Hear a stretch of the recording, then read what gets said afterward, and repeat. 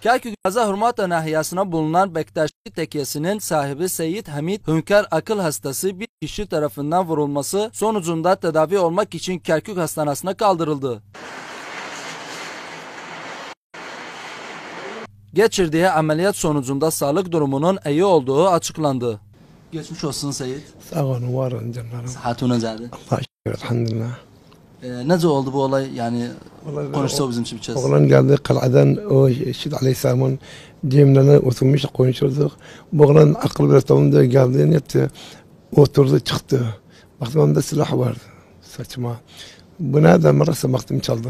Seyit Hamit'in iddialarına göre bu saldırı planlanarak beni hedef aldı dedi. Akıl tamamda itabım ehliyetindendi, babanındandı.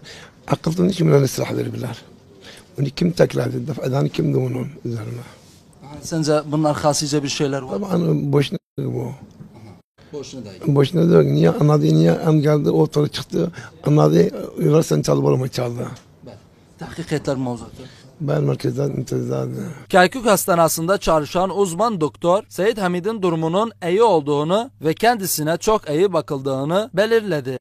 Bir üzüntü haber diye, ondan sonrası müjde diye. Üzüntü haberimiz bizim ata hünkârımız dün bir kaza geçirmiş. Çok şükürler olsun bunu müdahale ettik Cumhuriyet Hastanesi'nde. Biz tabii ki dün de medyada çıkmadık. Dün baktık insanlarımız biz içtimai konuları bitirsinler. Artık bir gün sizi davanızı kabul ettik. Müdahale ettiğimiz zaman ata hünkârımız ameliyat esnasında çok güzel geçti. Biz bu vurdukları silahı da ayarladık. Bu bir avcı bir tüfengiydi. Avcı tüfengine artık hünkârımızın da bedeni sağlam olmadığı için güzel geçti ameliyatımız. Sonuçta iyi haberler müjdani verdim milletimize. O da hünkârımız geçirdi hatar marhalasını. İnşallah bir günden böyle artık gün be gün saat be saat hünkârımız bizim iyi olmaya gidecekti. Ata hünkârımız her zaman biz minnettarız buna. Bizim bu adamın mevkufları müşerrefti. Her zaman bizim Türkmen milletine, Irak milletine özellikle. Her zaman buna minnettarız. Dönenden halimiz Allah'tan dileriz. Ata hünkârımız bir gün, bir saat önce ayağında dursun, bir de toplumla dönsün. Biz de onun etrafındayız. İnşallah bırakmak saat ve saat onunlayız.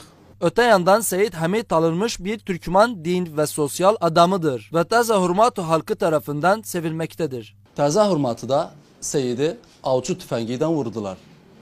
Ama kimler var bunlar hasice hala bilinmir. Soruşturma devamlıdır. Ahmet Oruç, Türkmen kanalı, Kerkük.